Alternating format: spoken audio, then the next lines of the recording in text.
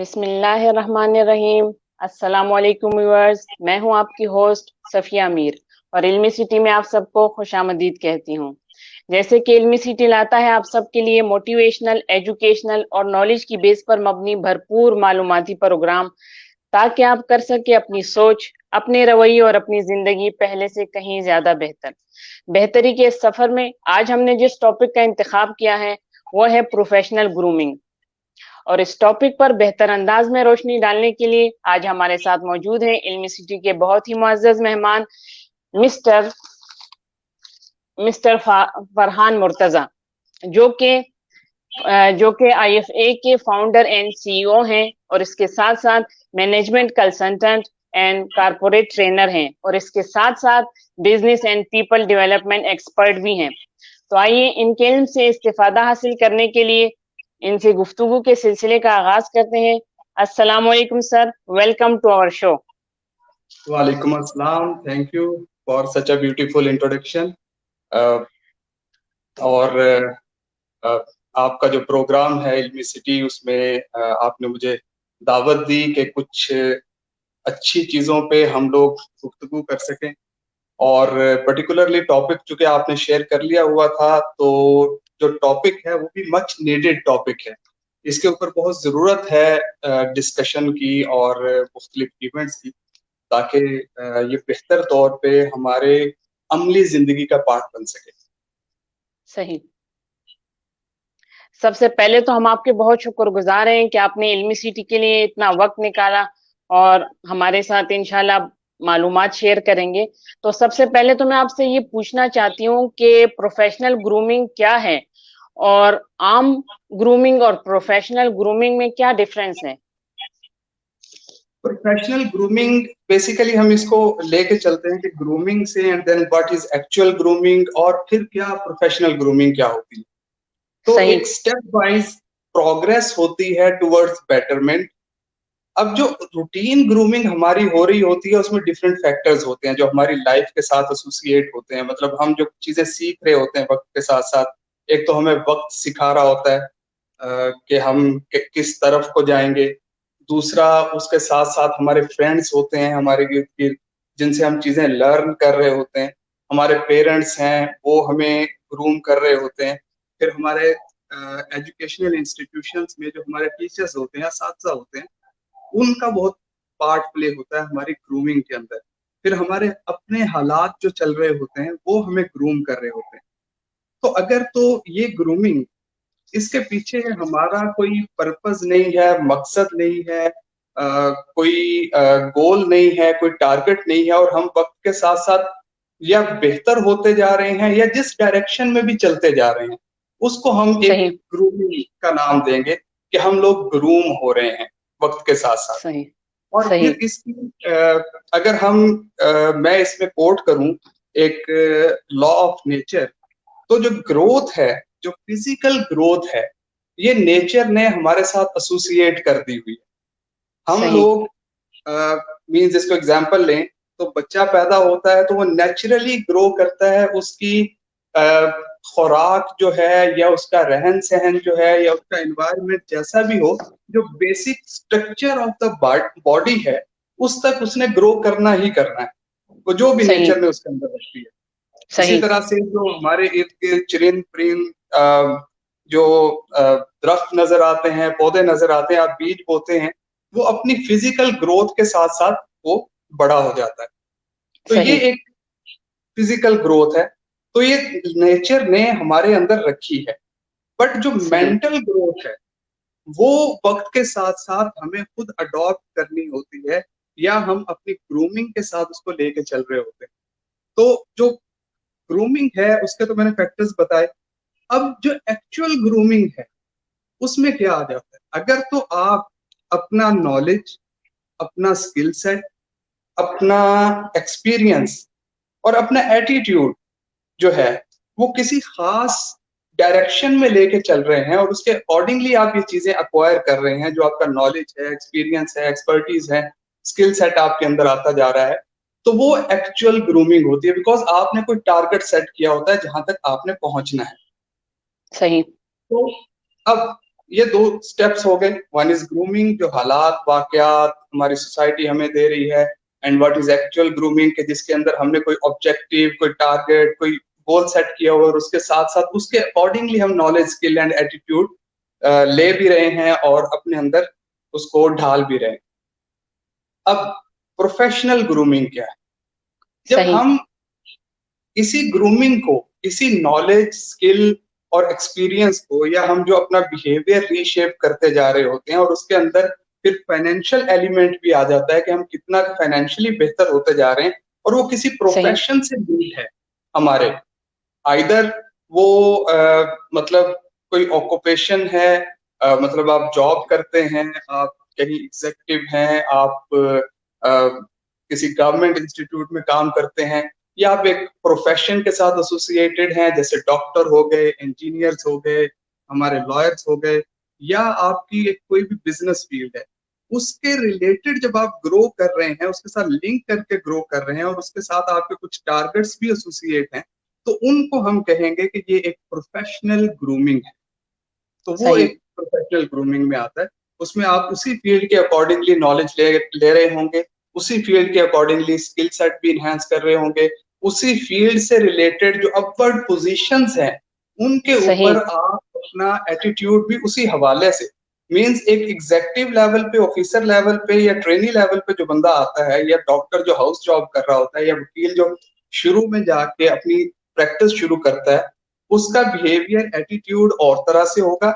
और जब वो ग्रूम्ड हो जाएगा उसी पोजीशन पे और एक सीनियर पोजीशन की तरफ जाना शुरू कर देगा, तो उसमें कुछ नए स्किल सेट, कोई नए एक्सपीरियंसेस ऐड हो जाएंगे, और उसी हवाले से सही। वो रीसेट भी हो जाएगा।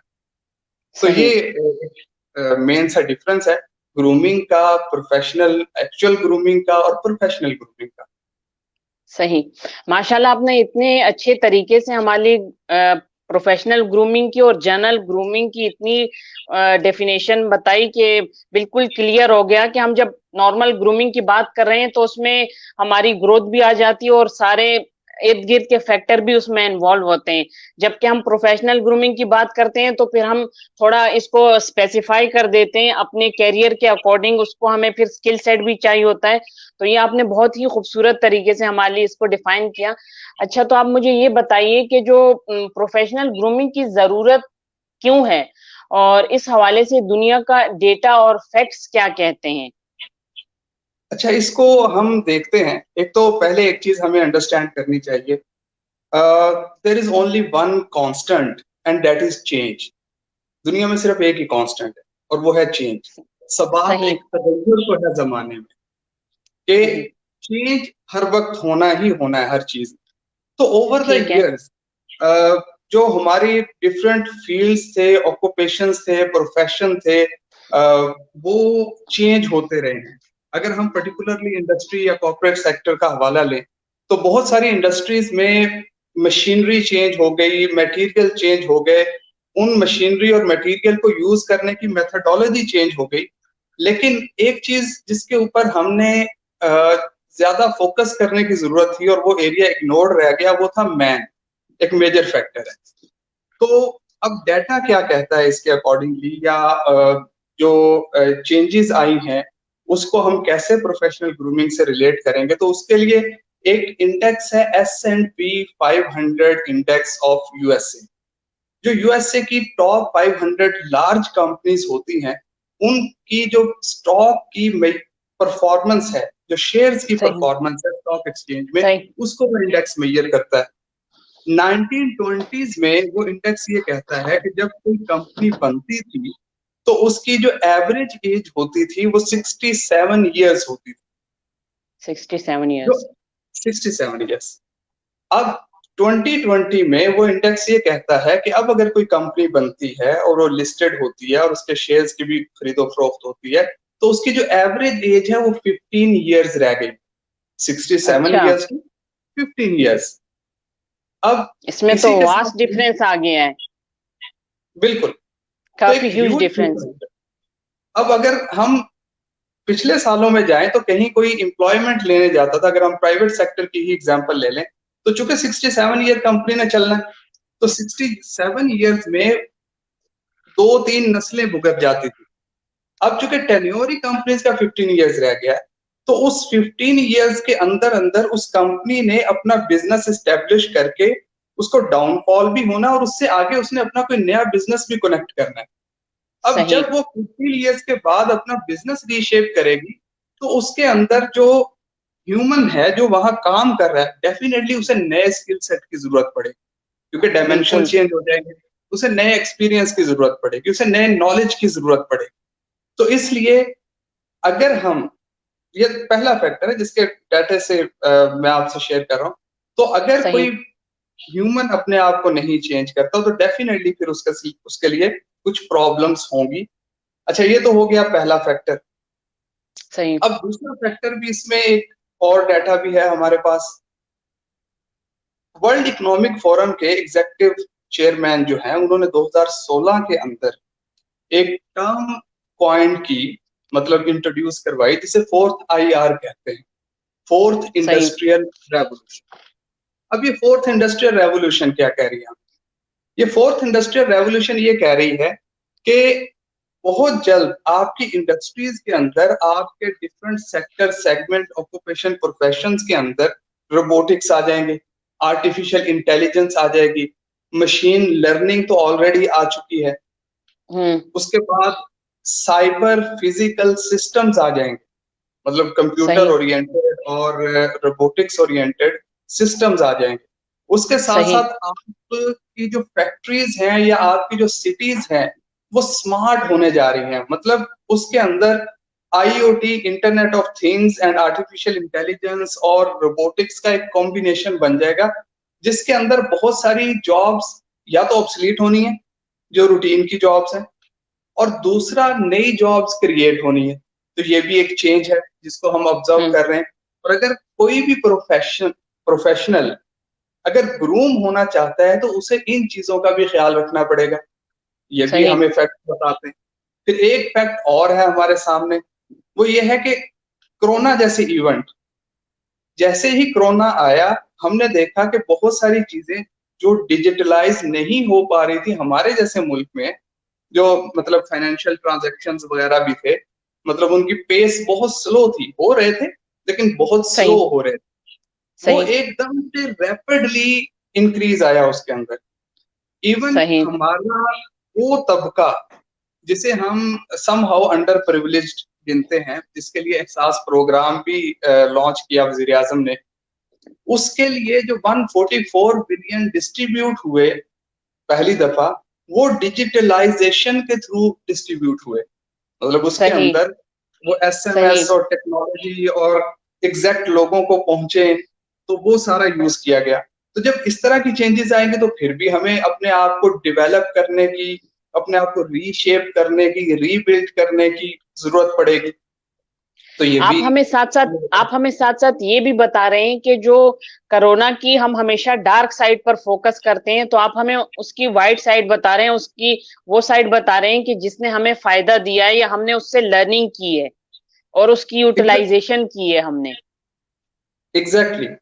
हम जी बहुत सारी बिल्कुल। चेंजेस जो हमारे जैसे मुल्क के अंदर अगले 8 से 10 साल में आती, उसे हमने 3-4 माह में होते देखा है। तो दिस सही। इज गुड साइड कि चेंज आया और उसको लोगों ने अडॉप्ट किया। सही। फिर उसके बाद हमारा, फिर मैं आऊंगा जो इंडस्ट्रियल सेक्टर है उसके ऊपर, कि उसके अंदर बहुत सारी चीजें टेक्नोलॉजिकली चेंज हो गई हैं और होने जा रही हैं। कुछ तो सही। इंडस्ट्रीज ही नई आ गई हैं, जैसे सोलर इंडस्ट्री नई आ गई है, पहले नहीं होती थी। ऑटो सेक्टर के अंदर जो हमारा इलेक्ट्रिक कार्स का एलिमेंट है वो नया आ गया है। स्मार्टफोन्स नए से नए तरीके से रीशेप होते जा रहे हैं, 5G आने जा रहा है। तो ये वो चीजें सही। हैं जो कि चेंज के साथ आ रही हैं, और अगर हमारे प्रोफेशनल्स जो हैं, इन्होंने आगे बढ़ना है और ग्रो करना है, तो उन्हें इन स्किल सेट को भी मद्देनजर रखना पड़ेगा कि वो कैसे अपने अंदर लेके आए। बिल्कुल सही। बिल्कुल सही। अब ये तो था ओवरऑल सिनेरियो दुनिया के हवाले से। अब सही। इसके अंदर एक पर्टिकुलर टू पाकिस्तान, मतलब हमारी हम्म। जो होमलैंड है, हमारा मुल्क है, इसके हवाले से भी एक डाटा है।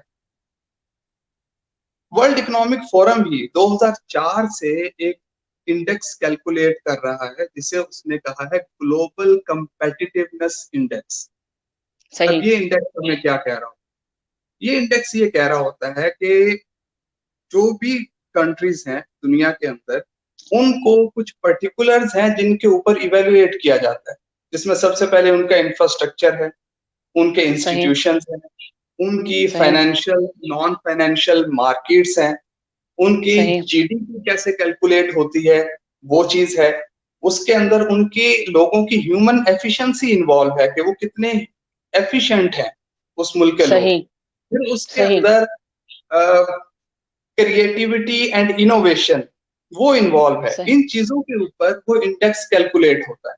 और वो इस वक्त सही। जो लास्ट रिपोर्ट आई या मेरी नजर से गुजरी, जो 2019 की रिपोर्ट थी वर्ल्ड इकोनॉमिक फोरम की, ग्लोबल सही। कंपेटिटिवनेस इंडेक्स के हवाले से, उसके अंदर 141 ममालिक को इवेल्युएट किया गया। अब ठीक। 141 ममालिक में से मेरा मुल्क 110वें नंबर पे स्टैंड कर, मीन्स सही। हम बहुत सारे ऐसे ममालिक से भी पीछे हैं ग्लोबल कंपेटिटिवनेस इंडेक्स के अंदर, जो कि कह लें कि इकोनॉमिकली हमसे कहीं पीछे हैं।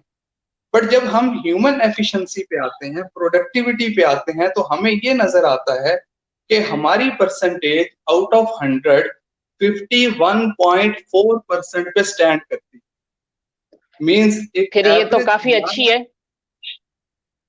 ये ये काफी अच्छी, मीन्स हम 100 में से आधा काम करते हैं। एवरेज में आ जाते हैं यानी। नहीं, एवरेज हम 141 में से 110वें नंबर पे हैं, मीन्स हम बहुत नीचे हैं। जो एफिशिएंसी के हवाले से, एफिशिएंसी के हवाले से। एफिशिएंसी के हवाले से भी बाकी ममालिक, मतलब हम हार्डली जो अच्छा, ठीक है। पीछे ओवरऑल, 31 ओवरऑल। ममालिक हैं उनसे ऊपर है, 109 से पीछे हैं। और सही। उसके अंदर सिंगापुर पहले नंबर पे है, यूएसए दूसरे नंबर पे है, जिनकी एफिशिएंसी 80 प्लस के ऊपर है, विच इज तो ह्यूज फिर तो गैप। बिलो बिलो एवरेज हो गए ना। ऑलमोस्ट कह सकते हैं, दिस इज बिलो सही। एवरेज। मतलब सही। हमारा एवरेज पाकिस्तानी जो है वो अपने काम का 50% करता है, 50% टाइम वो वेस्ट कर रहा होता है या जाया कर रहा होता है। तो इस गैप को भी हमें सोचना चाहिए कि हमने कैसे फिलअप करना है, हमने हमें अपने आप को कैसे ग्रूम करना है, और हमें ग्लोबल कंपेटिटिव बनना है। हम काफी काफी मुश्किल बात कह रहे हैं आप। ये स्पेस भी काफी ज्यादा है और फिर हमें कंपेटिबिलिटी पे आना है तो। देखिए, इसी वजह से तो हम इस लेवल पे हैं, क्योंकि हमारे अंदर इनोवेशन बहुत ही लो लेवल पे है, क्रिएटिविटी ऑलमोस्ट नजर नहीं आती कहीं पे भी। हमारी मार्केट्स अभी डेवलप हो रही हैं, हमारा ह्यूमन एफिशिएंट नहीं है, जिस एफिशिएंसी पे दूसरी दुनिया काम करती है हम उस एफिशिएंसी पे काम नहीं कर रहे होते। हमारे इंस्टीट्यूशन और इंफ्रास्ट्रक्चर समहाउ बिल्ड हुआ, लेकिन चूंकि हमारा ह्यूमन डेवलप नहीं था, तो हम उसका सही। पूरा फायदा नहीं उठा पा रहे, या हम उठा नहीं सक रहे। और जिन सेक्टर्स में भी हमने डेवलपमेंट की, वो डेवलपमेंट भी उतनी पॉजिटिव या प्रॉपर नहीं हो सकी जितनी होनी चाहिए थी। तो ये सारी चीजें जो है, ये मिल के हमें 51.4% पे स्टैंड करवा रही हैं। सही। तो ये फैक्टर्स हैं, ये सेगमेंट हैं, या ये इश्यूज हैं जिनकी वजह से हमें जरूरत है ग्रूम होने की, डेवलप होने की, ठीक। बिल्ड होने की, ठीक। आगे बढ़ने की। ठीक। अगर हम इग्नोर करते रहेंगे तो ऑब्वियसली आज 51.4% पे है, तो शायद हम इस पे भी ना रहे, और 141 ममालिक में से ऑलरेडी हम 100 से ऊपर हैं। हम जैसे सही। जैसे एक की तरफ आएंगे तो बेहतर होंगे। इंशाल्लाह। तो दिस इज ह्यूज गैप। सही। आपने हमें बहुत अच्छे से एलिब्रेट कर दिया और फैक्टर भी बता दिए कि इन तमाम फैक्टर्स को हमने ओवरऑल ग्रूम करना है और इस पर काम करना है। तो इस फैक्टर्स के साथ साथ आपने बहुत अच्छे तरीके से एलिब्रेट किया। यहाँ पर एक पॉइंट ये भी आता है कि जो प्रोफेशनल ग्रूमिंग होती है, इसमें जो जाहिरी लिबास होता है उसका जो है वो भी एक बहुत बड़ा एलिमेंट होता है। तो इसकी क्या अहमियत है कि हम आप लिबास और ये जो नजर आने वाली हमारी पर्सनैलिटी है, उसके हवाले से आप हमें थोड़ा सा गाइड करें कि इसकी एक तो अहमियत क्या है। और अगर हम ये लिबास की बात करते हैं तो फिर ये बात आ जाती है कि हमारे पास इतने पैसे नहीं है, अगर स्टूडेंट्स हैं, न्यू न्यू जॉब पे जा रहे हैं, वो हो गए, तो ये बात आ जाती है कि क्या ये जरूरी है कि इतना पैसा होगा तब हम लिबास और इस चीज को मेंटेन कर सकेंगे, या कम खर्च में भी इस चीज को मेंटेन किया जा सकता है? देखें, कम खर्च में भी चीजें मेंटेन हो सकती हैं। पहली बात तो हम शुरू से लेके चलते हैं कि सही। लिबास डेफिनेटली बहुत जरूरी है। आपका लिबास आपके प्रोफेशन से मैच करता होना चाहिए। आपका लिबास सही। Neat, clean, up to dated और सोबर कलर्स में होना चाहिए। लेकिन यहाँ सही। हमें एक चीज और अंडरस्टैंड करने की जरूरत है, जी। और वो ये है कि over the period of time दुनिया ने अपनी एक स्ट्रेटजी चेंज की है। और जो नॉलेज सही। इकोनॉमी आई और उसके बाद रोबोटिक्स और बाकी चीजें आ रही हैं, उसके अंदर वो जो ट्रेडिशनल सूट कोट टाई वाला एलिमेंट था, वो बहुत ही सही। कम हो गया या होता जा रहा है। सही। आप मुझे सुन पा रही हैं? जी जी, बिल्कुल सुन रही हूँ। तो वो कम होता जा रहा है बिकॉज हमें स्टीव जॉब्स ने सिखाया कि टी शर्ट जीन्स पहन लें, हमें बिल गेट्स ने सिखाया टी शर्ट जीन्स पहन लें, हमें मार्क ज़ुकरबर्ग ने सिखाया कि टी शर्ट जीन्स पहन लें, और मोस्ट इम्पोर्टेंटली हमारी अपनी 65% जो आबादी है वो यूथ है। तो सही। वो पैंट कोट टाई की तरफ नहीं है। या फिर ऐसा कहें कि उनको जो जॉब्स उन्होंने करनी है, या जो इन्वायरमेंट बदलने जा रहा है, या जिस तरह का एक फ्यूचर में हमें नजर आता है कि जो इंडस्ट्री और बाकी चीजें होनी जा रही है, तो उसके अंदर कितनी की रिक्वायरमेंट है, तो उस रिक्वायरमेंट के लिहाज से हमें अपने लिबास पे तवज्जो देनी है। अब वो सही। रिक्वायरमेंट अगर तो पैंट कोट टाई वाली है तो डेफिनेटली होनी चाहिए, और अगर वो सही। रिक्वायरमेंट टी शर्ट और जीन्स वाली है तो फाइन, उसमें भी चलेगा। बट सही। ग्रूमिंग में लिबास के साथ और बहुत सारी चीजें आ जाती हैं, सही। जो जो आपने नॉलेज, स्किल, एक्सपीरियंस के हवाले से लेनी होती हैं और फिर कहीं उनको परफॉर्म करके दिखाना होता है। सही। तो क्या हम ये कह सकते हैं कि लिबास की अब इम्पोर्टेंस कम हो रही है, हमें इस पर तवज्जो देनी चाहिए कि हमारी जो पर्सनैलिटी और मेंटल लेवल है, उसका जो हमारे करियर से जो लिंक है या ताल्लुक है वो ज्यादा है, और सक्सेसफुल करियर जो है इस हवाले से हम बना सकते हैं कि जब हमारी मेंटल लेवल और पर्सनैलिटी के हवाले से ग्रूमिंग होगी। डेफिनेटली। देखें, लिबास एक फैक्टर है आपकी सही। ग्रूमिंग का, नॉट होल सही। ग्रूमिंग। हाँ, उसे अच्छा होना चाहिए, बिकॉज लिबास अच्छा होगा तो आप अच्छे नजर आएंगे, और आपका जो फर्स्ट इंप्रेशन वाला एलिमेंट है वो अच्छा जाएगा जहां भी आप जा रहे होंगे। सही। बट चूंकि ये एक फैक्टर है और इसके साथ बहुत सारे और फैक्टर्स एसोसिएट हैं, आपने लिबास सही। अच्छा पहन लिया लेकिन आपको उस सेक्टर, सेगमेंट की, फील्ड की नॉलेज नहीं है, एक्सपीरियंस नहीं है, आप अप टू डेट नहीं है, तो वो जो फर्स्ट इंप्रेशन है ना, वो जाया होने में देर नहीं लगेगी, वो सही। सेकंड्स में जाया हो जाएगा।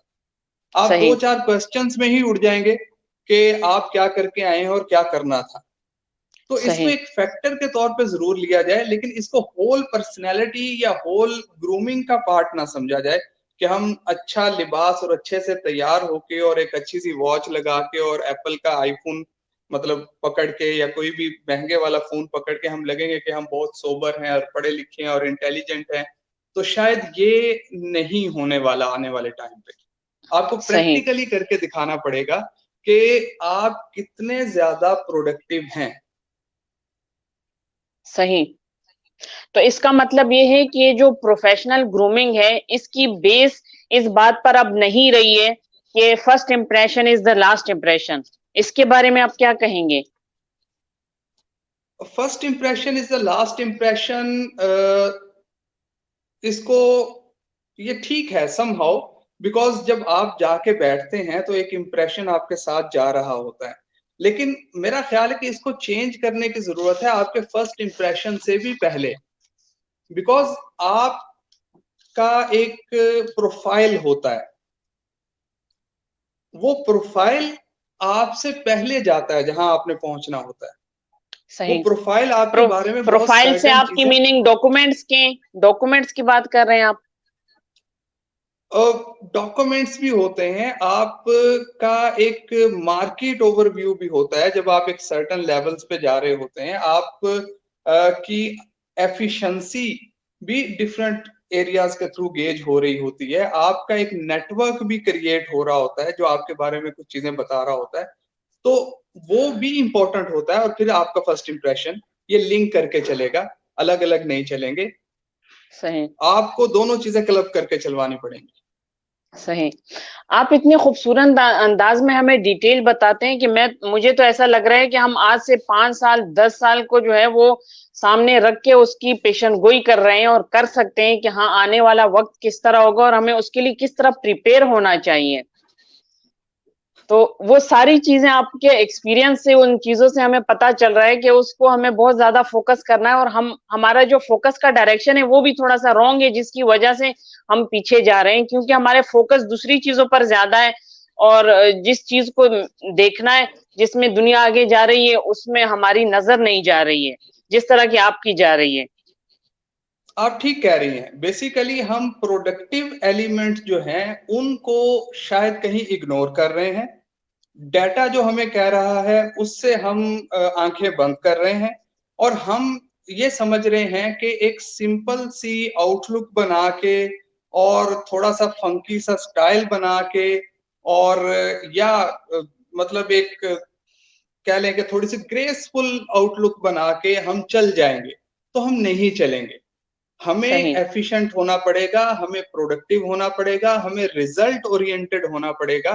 तो फिर जाके हम लोग भी ग्रूम होंगे, हमारी कंट्री भी ग्रूम होगी। सही। अदरवाइज हम सिर्फ दिखावे के रह जाएंगे, और दिखावा ज्यादा देर तक नहीं चलता होगा। बिल्कुल सही कह रहे हैं आप। अभी हमारा जो फोकस है, जो शिफ्ट है, वो रिजल्ट ओरिएंटेड नहीं है इसीलिए, और वो ज्यादा दिखावे पर है। जब ये शिफ्ट आ जाएगा तो एक गैप भी थोड़ा जल्दी कवर हो सकेगा। जबकि आपने बताया अब 15 इयर्स वाला जो प्रोसेस बता रहे हैं, जो गैप बता रहे हैं, वो तो हमें बहुत ज्यादा ज्यादा तेजी में आना चाहिए कि हम अब 15 वाले पे आ गए हैं। तो 15 वाला जो प्रोसेस है उसमें हमें बहुत तेजी दिखानी है कि हम कंपेटिबिलिटी तक पहुंच सकें, अदरवाइज पीछे ही चलते जा रहे हैं। एग्जैक्टली ऐसे ही है कि अगर हम वो गैप जो है उसे अंडरस्टैंड नहीं करेंगे जो 15 इयर्स पे आ चुका है, और फ्यूचर में हो सकता है वो गैप और नैरो होता जाए, तो सही। हमें अपने बिजनेसेस में भी उस चीज का ख्याल रखना है कि अप बिल्कुल। एंड डाउन आएंगे, अप्स एंड डाउन आते रहेंगे, और उनको हमने कैसे मैनेज करना है, कैसे आगे सही। लेके चलना है। और फिर हमारे जो जॉब सेक्टर से एसोसिएट लोग हैं उनको भी उसमें देखना पड़ेगा कि वो अपने आप को कैसे रीबिल्ड रीशेप करते रहें, कौन कौन सी स्किल्स टेक्निकल साइड पे, नॉन टेक्निकल साइड पे, जिन्हें हम सॉफ्ट स्किल्स भी कहते हैं, वो अक्वायर करनी पड़ेंगी ताकि हम सही। बेहतर कंपेटिटिव रहें। एक टर्म सही। बोली जाती है जिसे हम वुका वर्ल्ड कहते हैं। का वर्ल्ड। वुका वर्ल्ड। अब ये जो वुका वर्ल्ड है, ये बेसिकली टर्म ये भी कॉइन हुई थी अमेरिका से ही, उनके आर्मी में यूज होती थी। This is called volatility, uncertainty, complexity and ambiguity.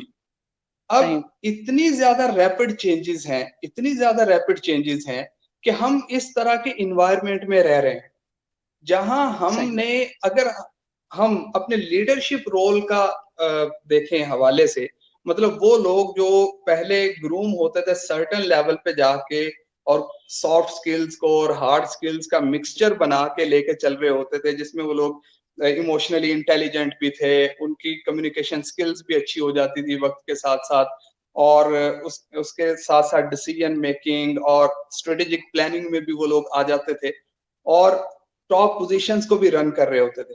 अब उनको दुनिया क्या पढ़ा रही है? दुनिया ये पढ़ा रही है कि नाउ, पहले क्या होता था, स्ट्रेटेजी बना ली और लंबे अरसे तक वो स्ट्रेटेजी चली, आप उसके ऊपर सही। चलते रहे। लेकिन अब हम्म। जो चेंजेस रैपिड हैं, तो हम्म। उसके साथ साथ उनको ये भी ख्याल रखना पड़ता है कि ये जो वोलाटाइल इन्वायरमेंट है, ये जो अनसर्टन इन्वायरमेंट है, जहाँ कॉम्प्लेक्सिटी बहुत ज्यादा है और जहाँ एम्बिग्युइटी मतलब क्लैरिटी भी नहीं है, तो वहां सही पे हमने कैसे चलना है। अब हमने कितनी जल्दी जल्दी अपने बिजनेस के अंदर चेंजेस लानी है और सही हमने अपने मार्जिन्स को कैसे सस्टेन रखना है कि सही इस तरह के इन्वायरमेंट में। फिर इसी की ही इसी का मिरर इफेक्ट भी इसी थ्योरी में दिया जाता है, जिसे वुका प्राइम या वुका 2.0 कहा जाता है, कि आप ठीक अपनी है। वोलाटिलिटी को अपनी ऑर्गेनाइजेशंस की टॉप टीम्स के साथ बैठ के विजन में कन्वर्ट करें, जो आपकी अनसर्टेनिटी है उसे अंडरस्टैंडिंग में कन्वर्ट करें वहां पे, और उसके सही। बाद जो आपकी कॉम्प्लेक्सिटी है उसे करेज के साथ रिप्लेस करें। मींस आपने विजन बना लिया, क्लैरिटी आ गई। आपने यहाँ पे एक टर्म यूज किए, मिरर। मिरर। मिरर आगे। मींस रिफ्लेक्शन, उसकी उसका सही। ऑपोजिट कह लें, कि उसको उसको एक और अंदाज से देखना। हम्म।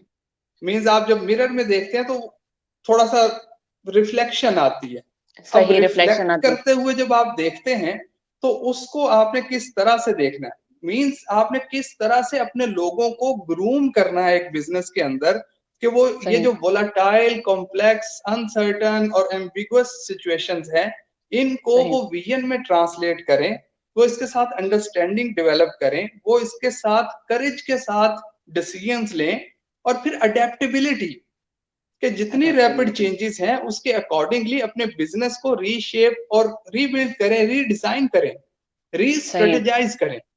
तो सही ये एक जो है, ये भी इसी चीज का पार्ट है कि जहां हम पर्सनल ग्रूमिंग की बात कर रहे हैं, प्रोफेशनल ग्रूमिंग की बात कर रहे हैं, वहीं पे बिजनेसेस को भी अपनी लीडरशिप को अब इन चीजों पे ग्रूम करना है एज अ होल। इतनी फ्लेक्सिबिलिटी हम पैदा कैसे करेंगे कि ये जो रैपिडली चेंजेस आ रहे हैं उसके मुताबिक हम इतने फ्लेक्सिबल हो जाएं, जबकि हमारी जो नेचर है एज अ नेशन, वो कुछ और तरह की है। ठीक कह रही हैं, लेकिन देखें, अगर हमने कंपेटिटिव होना है, हमने प्रोडक्टिव होना है, हमने इस दुनिया में सरवाइव करना है, हमने इस दुनिया में आगे बढ़ना है, हमने इस दुनिया में पाकिस्तान का कोई नाम बनाना है as a human being, as a nation, तो हमें इन चीजों को अडॉप्ट करना पड़ेगा, इन चीजों को लेके चलना पड़ेगा, अदरवाइज तो हम सरवाइव नहीं कर पाएंगे। सही। तो दिस इज अगर नेसेसिटी। हमें इस नुक्ते को सामने रखना है कि अगर हमें सर्वाइवल करना है तो हमें फ्लेक्सिबल होना ही है और इस चेंजेस को कबूल करना है और इस पर काम करना है। अदरवाइज कोई दूसरा रास्ता ही नहीं है हमारे लिए। एग्जैक्टली। अच्छा, अब हम प्रोग्राम के इख्तिताम की तरफ जा रहे हैं, तो स्पेशली मैं आपसे ये क्वेश्चन पूछना चाहती हूँ कि अगर हम प्रोफेशनल ग्रूमिंग के फ्रेमवर्क की बात करें स्पेशली, तो इसमें कौन से पॉइंट्स हैं जिनको फॉलो किया जा सकता है, और चाहे वो ख्वाह वो न्यू जनरेशन हो जिन्होंने अभी अभी ज्वाइन किया हो कैरियर को, या कि वो ओल्ड हो, तो उनके लिए कोई ऐसे पॉइंट बता दें जिनको फॉलो किया जा सके। हाँ, अब कि ग्रूम कैसे होना है और इसका फ्रेमवर्क क्या होगा। एक इंडिविजुअल को अगर अपने ऊपर काम करना है तो किन एलिमेंट्स पे काम करे या किस तरीके से काम करे, जो मैं समझ जी पाया हूँ बिल्कुल। आपका क्वेश्चन है। जी तो उसके लिए हम लोग ना आजकल डिजिटलाइज हो गए हैं, तो हम ऑनलाइन शॉपिंग पे जाते हैं।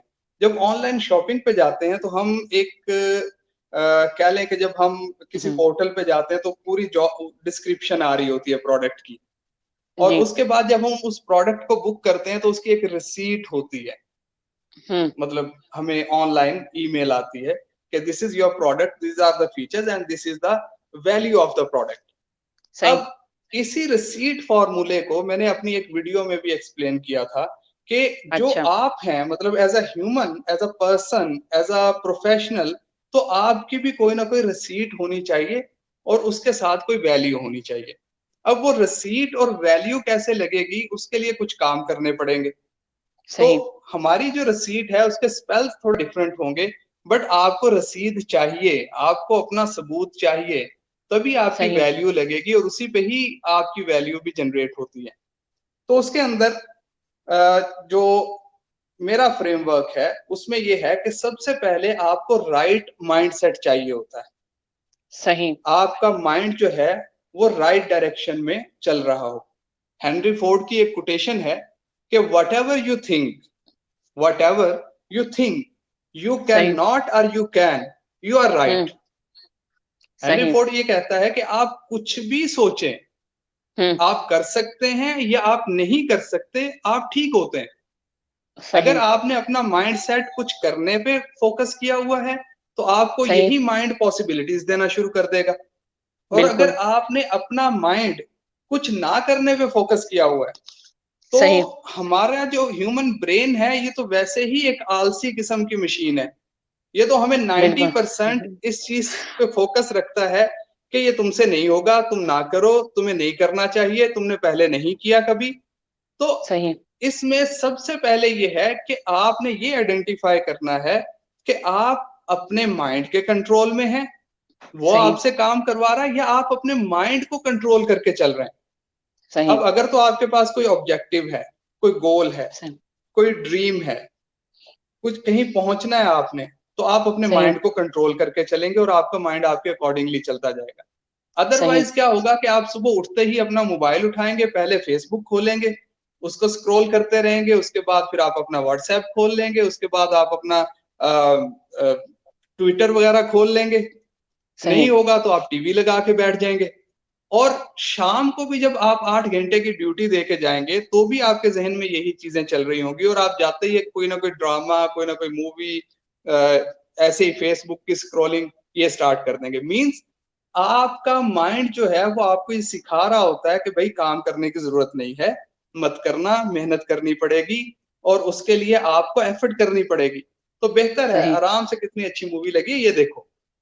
सही। तो सबसे पहले आपका माइंड राइट डायरेक्शन में होना चाहिए, पॉजिटिव होना बिल्कुल चाहिए, कंस्ट्रक्टिव होना चाहिए, इनकरेजिंग एंड एंथुजियास्टिक होना चाहिए। तो ये तो सही। था पहला पॉइंट।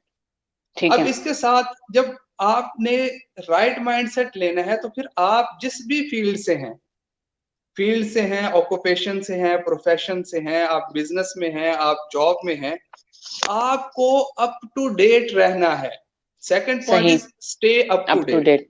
सही मीन्स आपकी फील्ड, ऑक्यूपेशन, प्रोफेशन में जो भी चेंज आ रहा है, जो भी नई टेक्नोलॉजी आ रही है, जो भी डेवलपमेंट हो रही है, जो भी प्रोग्रेस हो रही है, जो भी एक्सपेंशन हो रही है, वो आपको उसका कंप्लीट नॉलेज होना चाहिए कि क्या क्या नई डायमेंशंस आ रही हैं, क्या क्या अब और ये तक जो हो आप अप चुकी टू हैं। डेट होने की बात कर रहे हैं, मुझे लगता है कि ये जो अप टू डेट वाली बात है, इसी से आपने प्रिडिक्शन हमें बताई है कि हम किसी भी फील्ड के हवाले से जो प्रिडिक्शन कर रहे हैं, आगे वर्ल्ड को देख रहे हैं, वो अप टू डेट होने का पॉइंट है आपके पास, जिसकी वजह से आप इतना प्रिडिक्शन कर पा रहे हैं।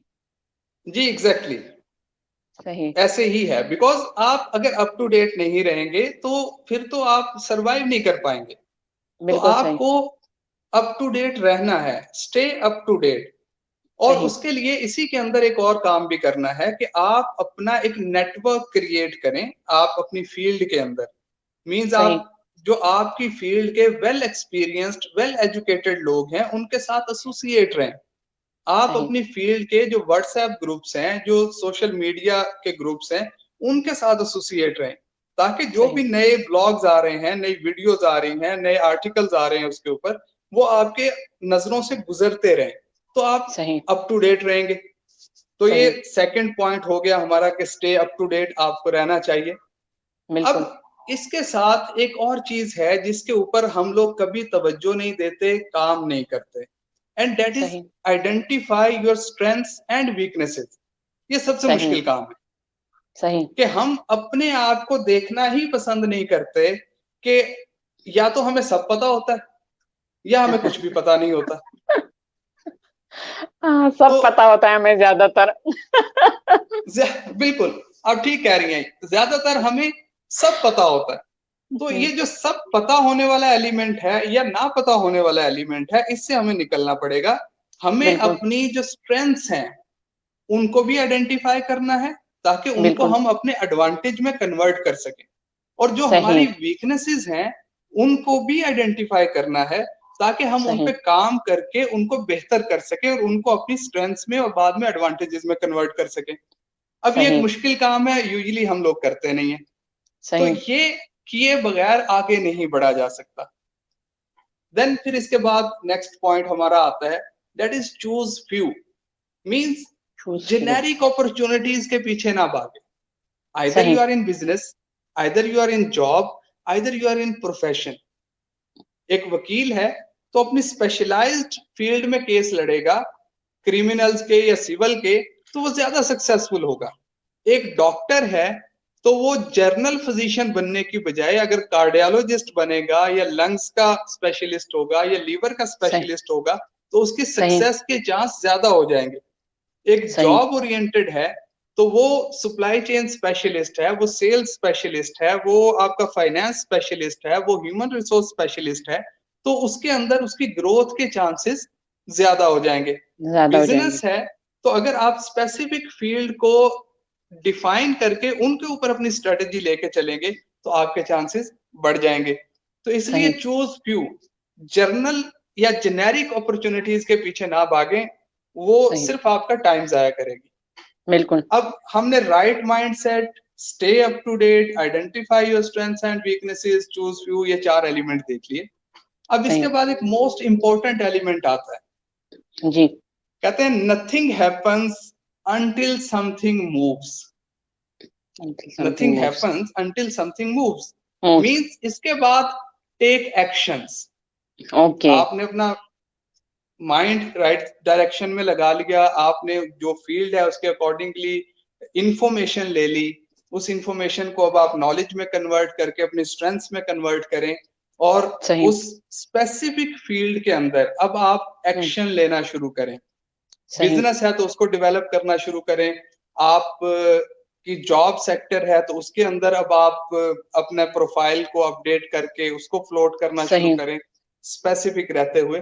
सो this is recede formula for the growth and advancement. सही। And this is a framework. सही, ठीक है। आपने हमें इतने अच्छे तरीके से एलेबोरेट भी कर दिया और साथ में पॉइंट्स भी बता दिए कि अगर हम इसको फॉलो करते जाएंगे तो हम जरूर नतीजे पर पहुंच जाएंगे, अपना जो हमारा गोल है उसको हासिल कर सकेंगे। जिस तरह के आपने हमें ये भी बताया है कि सिर्फ प्लान जो है वो हमारे लिए कारामद नहीं होते, एग्जीक्यूशन उसके लिए इम्पोर्टेंट होती है, इम्प्लीमेंटेशन उसके लिए बहुत अहम किरदार अदा करती है। जब तक हम इम्प्लीमेंटेशन पर नहीं जाते और बहुत भी अच्छा प्लान हम डेवलप कर लेते हैं तो वो यूजलेस हो जाता है। तो इसी वजह से हमें इम्प्लीमेंटेशन जो है वो उसको अप्लाई करना जरूरी है, अदरवाइज नो यूज। ये पॉइंट जितने भी हम कर रहे हैं आइडियाज, सही, 99% आइडियाज इसी वजह से फेल हो जाते हैं कि वो कभी एग्जीक्यूशन में आई नहीं होते। सही। तो एक्शन मस्ट है किसी भी किस्म की बेटरमेंट के लिए, ग्रूमिंग के लिए, ग्रोथ के लिए, डेवलपमेंट के लिए। सही। सर आपका बहुत शुक्रिया कि आपने अपने कीमती वक्त से हमारे लिए इतना बेहतरीन वक्त निकाला और हमारे साथ इतनी जबरदस्त किस्म की मालूमात और स्पेशली अपने जाती तजुर्बात भी शेयर किए। और उम्मीद करती हूँ कि ये सेशन जो है वो व्यूअर्स के लिए बहुत ज्यादा फायदेमंद होगा और उससे कोई ना कोई जो है वो इनकी लर्निंग जरूर होगी। इंशाल्लाह हम आपके सामने फिर हाजिर होंगे इसी तरह के किसी दिलचस्प और जिंदगी को बेहतर बनाने वाले नए सेशन के साथ। तब तक के लिए दीजिए इजाजत अपनी होस्ट सफिया मीर को। शुक्रिया और अल्लाह हाफिज। अल्लाह हाफिज।